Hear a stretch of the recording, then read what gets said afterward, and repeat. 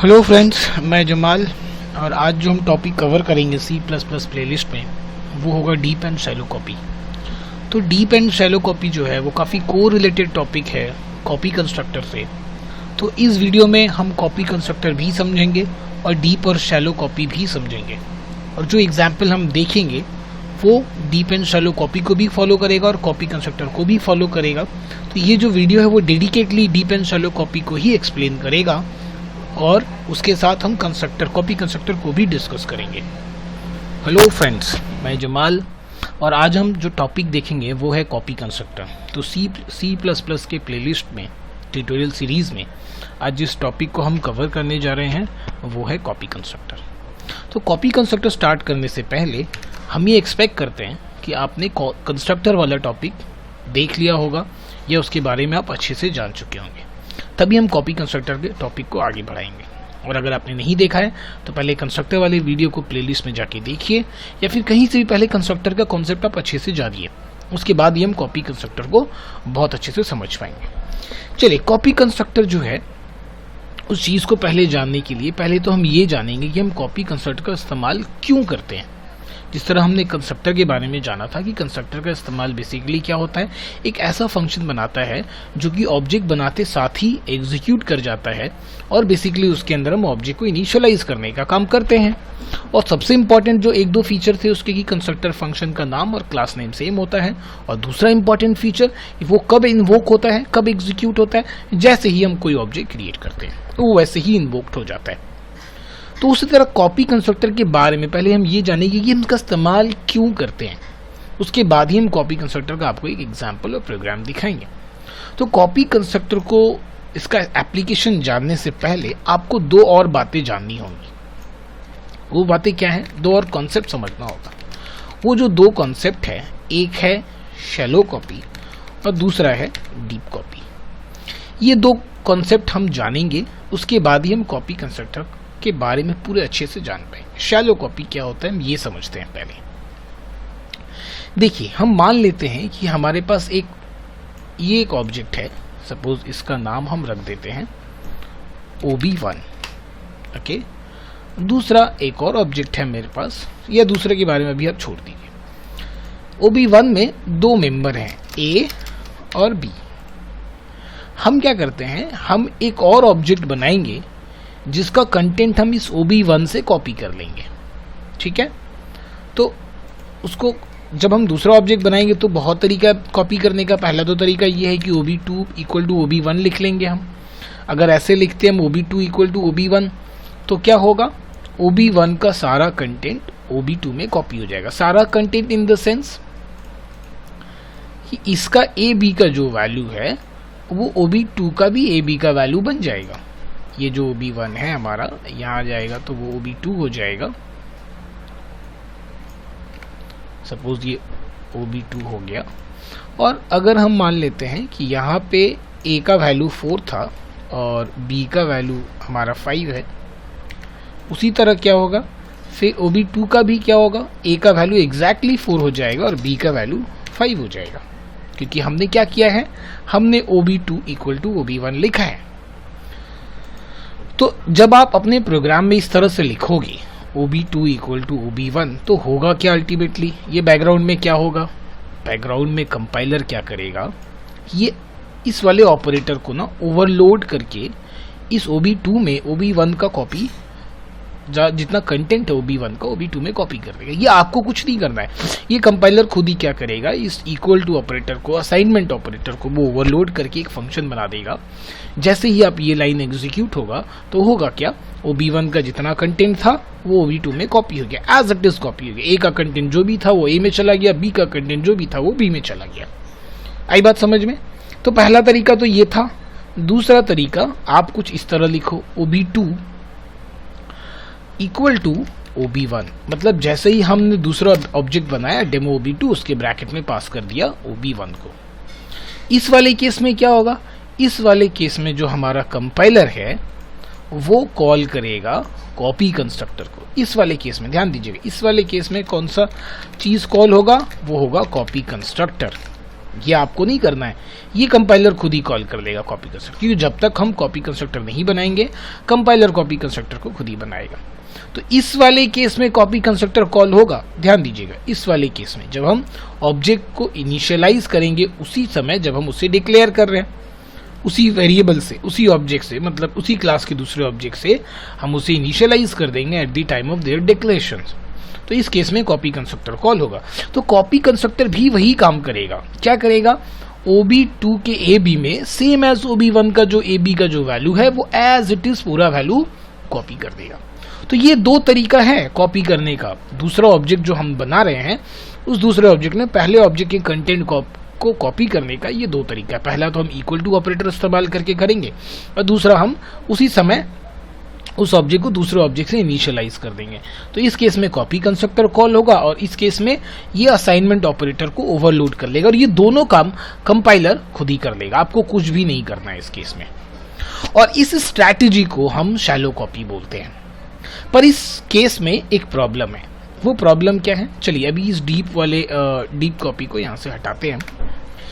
ये जो फंडा जो यहाँ पे कॉपी का जो है यहाँ पे हमने देखा, इसे हम डीप कॉपी बोलते हैं। और इस डीप कॉपी में एक छोटा सा इशू है, वो क्या इशू है, सॉरी, ये जो कॉन्सेप्ट है ये हमारा शैलो कॉपी कहलाया।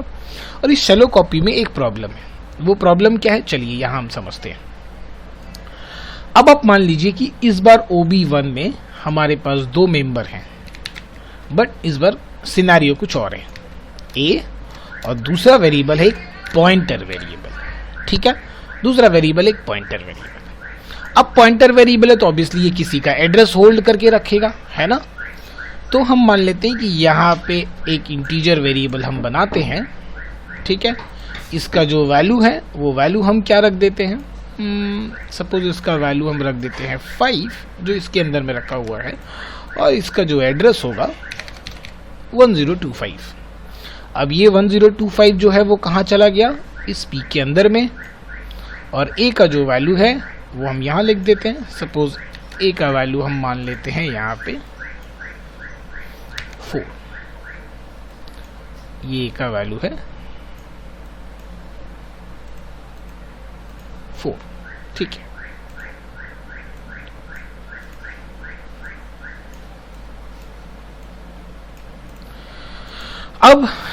अब मुझे क्या करना है, एक दूसरा ऑब्जेक्ट बनाना है, एक और ऑब्जेक्ट जो इस ऑब्जेक्ट से बनेगा। मतलब एक और ऑब्जेक्ट हम बनाते हैं और उसमें जो भी मैं A और P का जो वैल्यू रखूंगा इस OB1 से कॉपी कर लूंगा, सेम इसी तरह। तो चलिए एक और, तो उसे बनाने के लिए फिर हम क्या लिखेंगे, कुछ वही तरीका दोबारा लिखेंगे। हम लिखेंगे डेमो OB2 ब्रैकेट में OB1 को हमने पास कर दिया। तो ये क्या करेगा, ये कॉपी कंस्ट्रक्टर को कॉल करेगा। तो आपके पास तो कॉपी कंस्ट्रक्टर है नहीं, क्योंकि अभी तक ना ही हमें भाई कॉन्सेप्ट पता है कॉपी कंस्ट्रक्टर का, ना ही मैंने बनाया। तो क्या करेगा कंपाइलर जो खुद से कॉपी कंस्ट्रक्टर बनाएगा। और जब वो खुद से कॉपी कंस्ट्रक्टर बनाएगा तो इस केस में क्या चीजें गड़बड़ हो जाएंगी वो आपको मैं दिखाता हूं, क्या प्रॉब्लम हो जाए। चलिए, तो बिल्कुल होगा क्या, OB2 एक और बनेगा यहाँ पे, चलिए बन गया। A बनेगा, A का वैल्यू भाई वहां 4 है तो यहाँ भी 4 आ गया। यहाँ पे भी आपने बनाया P*P, वहां पे था तो यहाँ पे भी बन गया।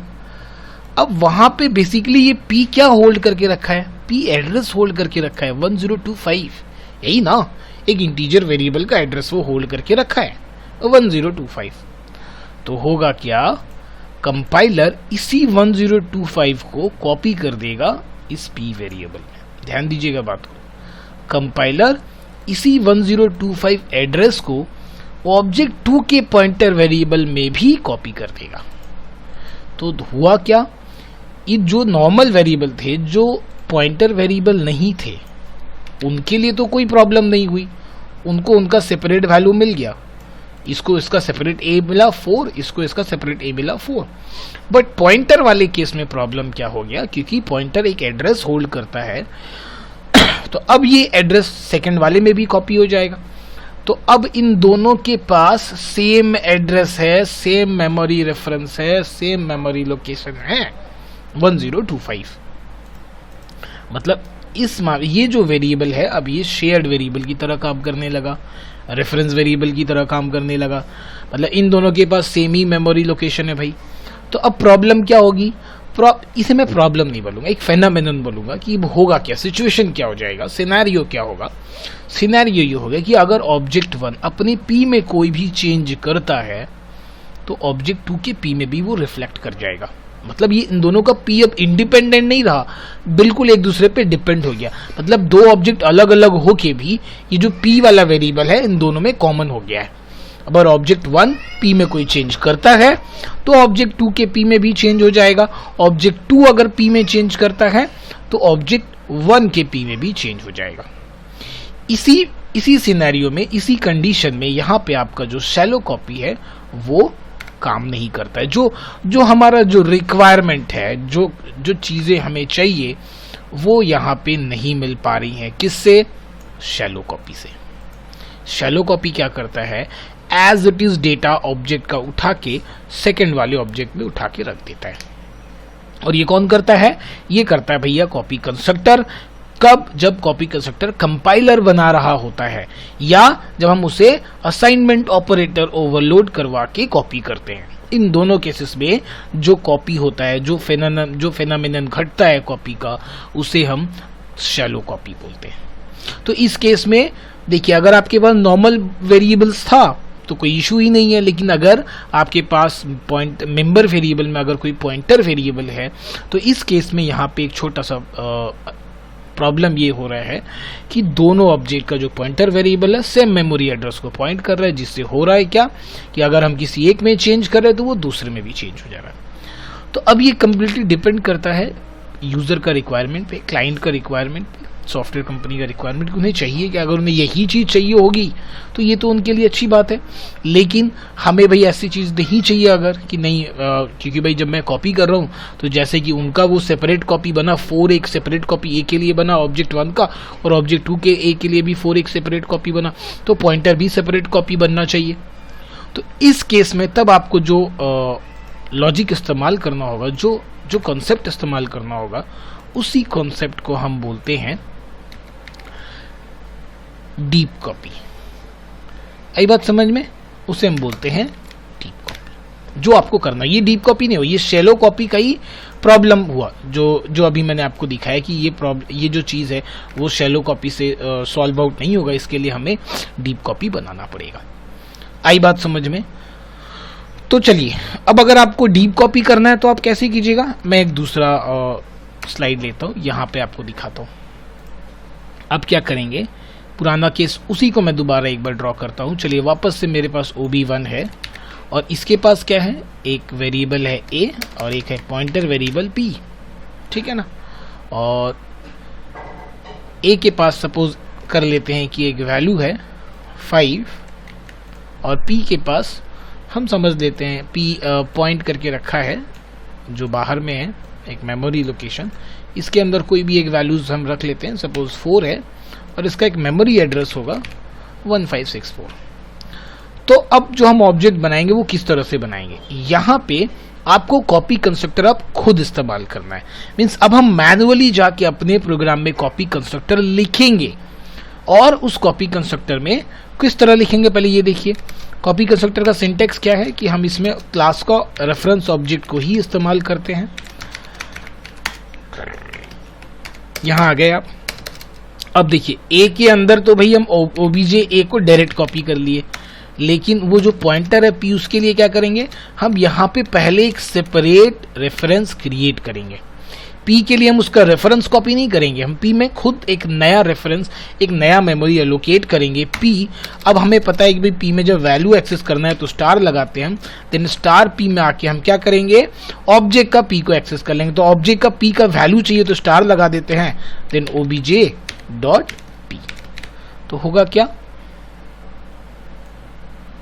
अब देखिए इस केस में क्या हुआ कि ए तो एज इट इज कॉपी हो गया क्योंकि उसका तो वैल्यू था, लेकिन पी में हमने क्या किया, अपना खुद का पहले एक मेमोरी रेफरेंस क्रिएट किया और उसके वैल्यू में जाके हमने और पुराना ऑब्जेक्ट का जो पॉइंटर का जो वैल्यू था, इस वैल्यू को इसमें कॉपी कर लिए।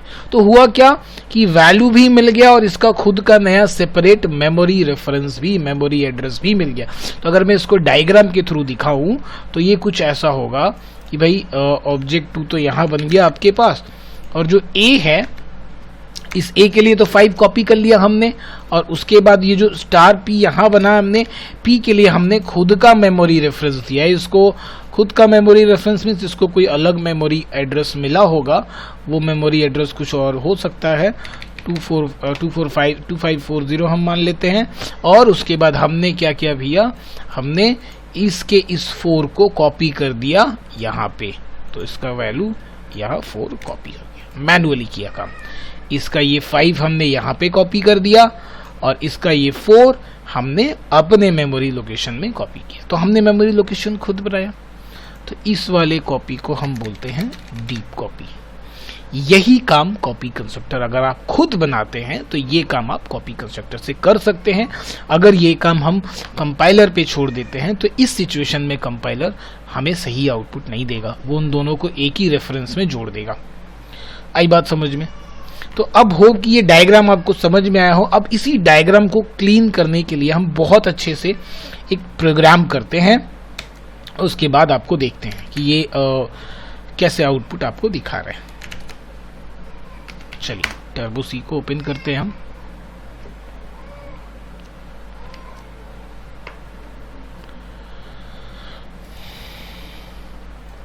अब हम एक प्रोग्राम करेंगे जिसे हम पहले शैलो कॉपी करके देखेंगे कि क्या आउटपुट आ रहा है, फिर उसे हम डीप कॉपी वाला इम्प्लीमेंटेशन करेंगे और देखेंगे कि क्या आउटपुट आ रहा है। चलिए #include। चलिए प्रोग्राम से पहले मैं आपको एक और स्लाइड दिखा देता हूं जिसमें मैं आपको ये बताऊंगा कि मैं करूंगा क्या। देखिए मैं सिंपली पहले एक क्लास ले लेता हूं।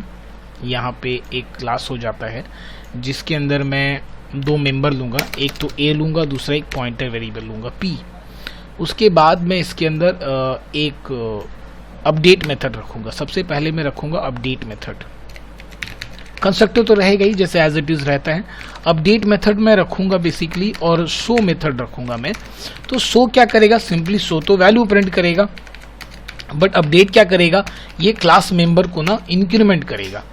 ए को इंक्रीमेंट करेगा A+1, और फिर स्टार पी को इंप्लीमेंट कर देगा स्टार P+1। ठीक है, स्टार पी को इंप्लीमेंट करेगा 1, दोनों को 1 1 इंप्लीमेंट करेगा। तो होगा क्या कि देखिए अब मेरे पास अगर 2 ऑब्जेक्ट होंगे, मेरे पास यहाँ पे 2 ऑब्जेक्ट हैं, ऑब्जेक्ट 1 और ऑब्जेक्ट 2। ध्यान रखिए कि इन दोनों का सेम अलग अलग भाई होगा। अगर ये शैलो कॉपी में काम करेगा, देखते जाइए, अगर ये शैलो कॉपी में काम करेगा तो दोनों का ए अलग अलग होगा, बट दोनों का जो पी है वो तो कॉमन है ना। अच्छा, अब अगर OB1, ये जो OB1 है ये अपडेट फंक्शन को कॉल करके अपना वैल्यू बढ़ा लेता है। मतलब ए का वैल्यू सपोज वो 5 से 6 कर लिया, इनिशियल वैल्यू हम मान लेते हैं कि इनिशियल वैल्यू इसका 5 और 6 है, और OB2 का भी इनिशियल वैल्यू 5 और 6 है। तो OB1 जब अपडेट फंक्शन को कॉल करेगा तो अपडेट क्या कर रहा है भाई, दोनों के वैल्यूज में 1 1 अपडेट कर दे रहा है ना, दोनों के वैल्यूज में 1 1 अपडेट कर रहा है। तो भाई OB1 का जो A है वो कितना हो जाएगा, OB1 का A 6 हो जाएगा, और OB1 का जो P है वो कितना हो जाएगा, 7 हो जाएगा। ध्यान रहे अपडेट को OB1 ने कॉल किया, OB2 ने कॉल नहीं किया। उसके बाद हम शो मेथड को प्रिंट करेंगे। जब शो मेथड को प्रिंट करेंगे तो OB1 का शो कितना दिखाएगा, OB1 का शो आपको दिखाएगा 6 और 7, और OB2 ने अभी तक अपडेट को कॉल नहीं किया, और OB2 से अगर हम शो को प्रिंट करेंगे तो OB2 का शो कितना दिखाएगा, भाई ए में तो कोई चेंज हुआ नहीं, इसने अभी तक तो अपडेट को कॉल किया नहीं, तो OB2 का ए तो यहाँ पे दिखाएगा 5 6 जो था वैल्यू, है ना। बट यहाँ पे OB2 का जो P है वो कितना हो जाएगा, 7 हो जाएगा, क्योंकि ये कॉमन है। ध्यान दीजिएगा इस बात को, क्योंकि ये तो दोनों में कॉमन है ना। जब दोनों में कॉमन है तो देखिए चेंज तो OB1 ने किया था A और P में, लेकिन जबकि OB2 P जो है वो दोनों में कॉमन है, ये शैलो कॉपी से काम हुआ है, तो OB2 का भी P बदल गया, वो 7 हो गया, OB2 का A एज इट इज रहे, सॉरी OB2 का जो P है P में तो 6 है ना, हाँ 6 7 हो गया, और ये जो है ये 6 ने 5 ही रहेगा यहाँ पे, ठीक है ना, क्योंकि OB2 का A है, A तो 5 का 5 है, 6 जो है वो यहाँ पे 6 से 7 हुआ, तो इसका भी 6 7 हो गया, बट 5 5 रह गया। ये सिनेरियो होगा अगर हम इसे कॉपी करते हैं किससे, शैलो कॉपी से। अगर इसी चीज को हम डीप कॉपी से करेंगे तो डीप कॉपी का सिनेरियो क्या होगा भाई, बहुत सिंपल सी बात है। डीप कॉपी का सिनेरियो यही होगा कि OB1 का अपना एक सेपरेट दोनों वेरिएबल होंगे, OB1 का अपना खुद का A होगा और P होगा, OB2 का अपना खुद का A होगा और P होगा, है ना। OB2 का अपना खुद का A होगा और P होगा, कोई चेंज नहीं है। इसका A, इसका P, फिर इसका भी A और इसका P। तो अगर OB1 अपडेट को कॉल करता है तो उसका A और उसका P में फर्क पड़ेगा, उससे OB2 के A और P को कोई मतलब नहीं। OB2 अगर अपडेट को कॉल करता है तो उसका A और उसका P में फर्क पड़ेगा, उससे OB1 को कोई मतलब नहीं। ये शैलो कॉपी का सिनेरियो था और ये डीप कॉपी का सिनेरियो था। अब इस दोनों चीज को मैं आपको डायरेक्ट प्रोग्राम करके दिखाता हूँ, क्योंकि डायरेक्ट प्रोग्राम से वो इमेज आपका क्लियर नहीं होता। चलिए अब हम आ जाते हैं। देखिए स्ट्रीम ले लिया, कोऑर्डिनेटर एक क्लास ले लेते हैं डेमो। सिंपली इसके अंदर जो मेंबर हम लेते हैं वो हम एक लेते हैं इंट A और दूसरा जो मेंबर हम लेते हैं वो $P, और पब्लिक सेक्शन में आते हैं क्योंकि बाय डिफॉल्ट वो प्राइवेट रहता है। डेमो का एक ब्लैंक कंस्ट्रक्टर बनाते हैं जिसके अंदर हम A को 0 रख देते हैं और P में पहले हम एक मेमोरी रेफरेंस क्रिएट कर लेते हैं न्यू इंट, और P को फिर हम 0 कर देते हैं क्योंकि डायरेक्ट 0 तो नहीं कर सकते। चलिए ये हो गया डेमो का ब्लैंक कंस्ट्रक्टर। और अगर इसमें पैरामीटर आ रहा है इंट x इंट y तो फिर हम A के अंदर x को कॉपी कर लेते हैं और B के अंदर हम स्टार B को फिर हम क्या करते हैं, पहले P में हम क्या करते हैं न्यू इंट और P इक्वल टू हम क्या करते हैं y में कॉपी कर देते हैं। ये हो गया पैरामीटराइज कंस्ट्रक्टर। अब देखते हैं हम डेमो कंस्ट्रक्टर, कॉपी कंस्ट्रक्टर। तो हम कॉपी कंस्ट्रक्टर इस बार इस्तेमाल नहीं करेंगे क्योंकि हमें शैलो कॉपी देखना है। तो उसके बाद हम एक और मेथड इस्तेमाल करते हैं void अपडेट। void अपडेट क्या करेगा भाई, ये A को A+1 अपडेट कर दे रहा है, $P इक्वल टू $P+1 इसको अपडेट कर दे रहा है। डन, ये हो गया void अपडेट वाला काम। अब आ जाते हैं void show। void show में क्या करेंगे, बस सिंपली दोनों वेरिएबल को हमें क्या करना है, प्रिंट कर देना है।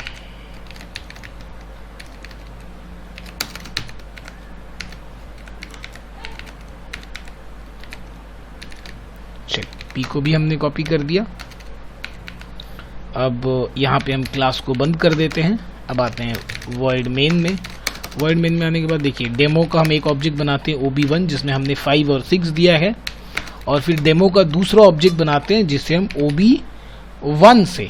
OB1 से इनिशियलाइज कर देते हैं। तो देखिए ये कॉपी कंस्ट्रक्टर यहाँ पे कॉल होगा, बट हमने तो बनाया नहीं है ना। कॉपी कंस्ट्रक्टर यहाँ पे कॉल होगा बाई किससे, कंपाइलर से।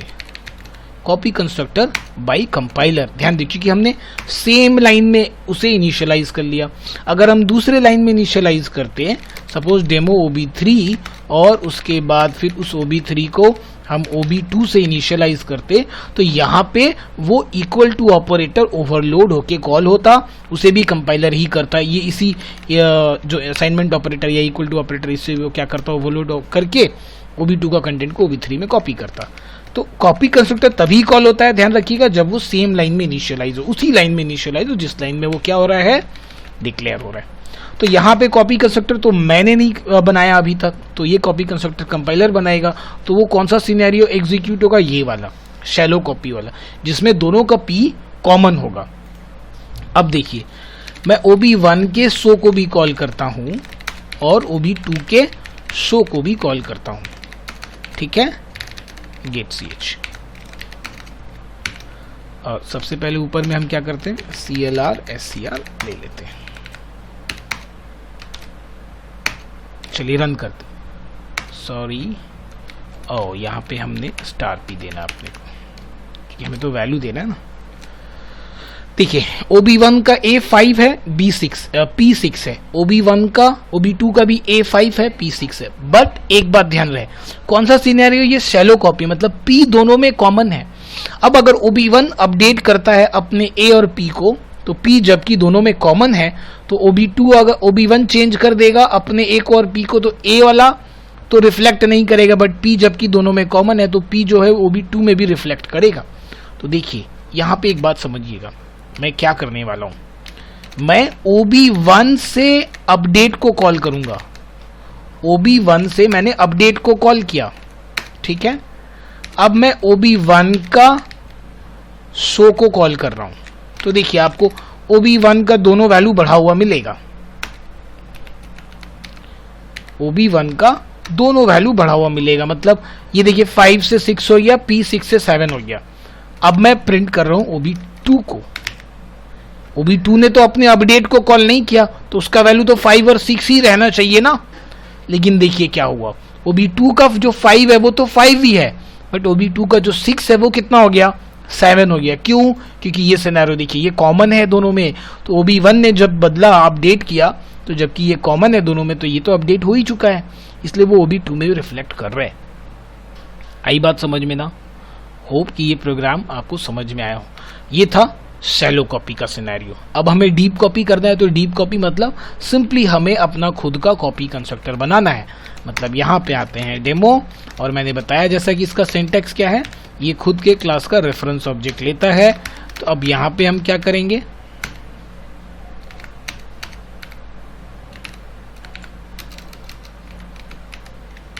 यहाँ पे आते हैं। अब हम डेमो का जो A है उसे तो हम obj.a से हम इनिशियलाइज कर देंगे, और जो पहले P में हम क्या करते हैं, अब अपना देखिए खुद का मैंने एक सेपरेट मेमोरी एलोकेट किया, और उस मेमोरी में हमने क्या कर दिया, स्टार obj.p।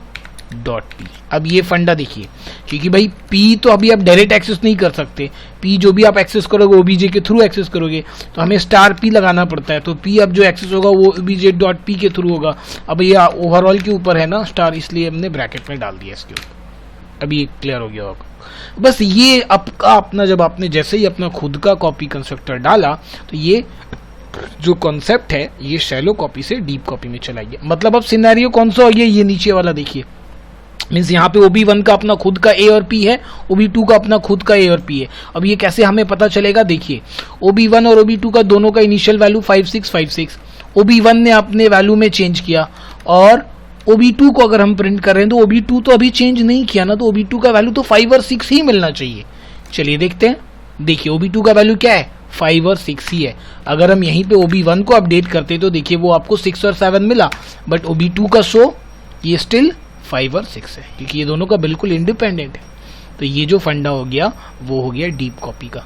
तो यही यूज था इसका, यही इस पूरे का यूज था कॉपी कंस्ट्रक्टर का।